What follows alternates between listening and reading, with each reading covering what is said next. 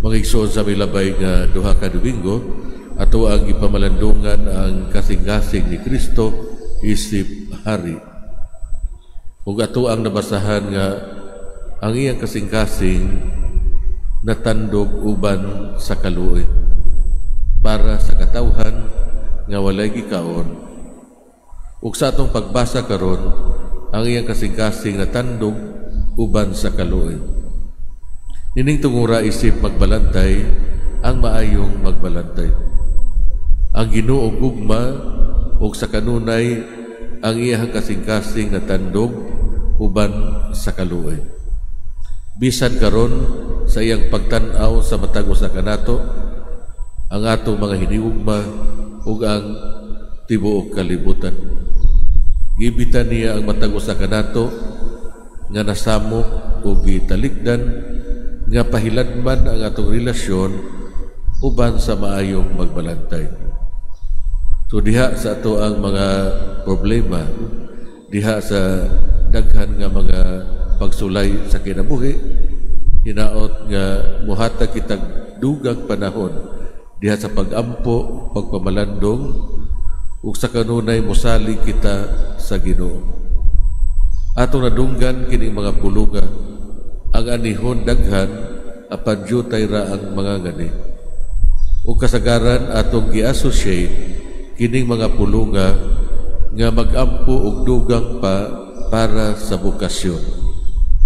Mangayo sa tag-iya sa tingani nga magpadala og dugang mga gani ang iyang mga pari.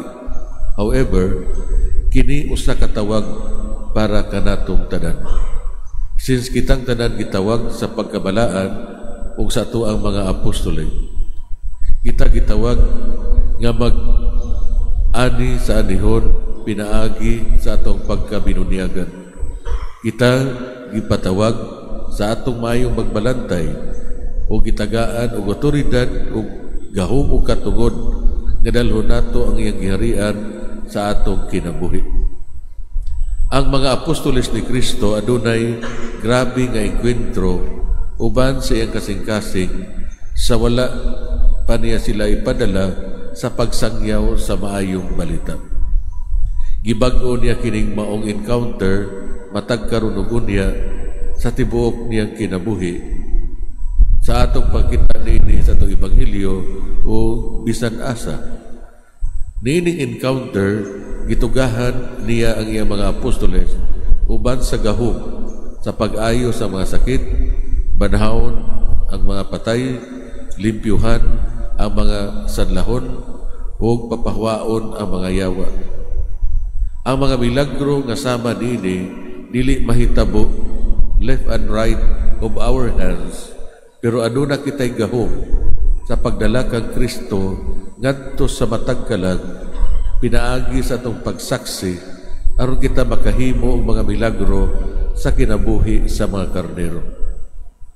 So unsa may hagit para kanatong mga igsoon? Ang pagdala sa gugma sa Ginoo ngadto sa uban aron sila usab makahimamat sa Ginoo.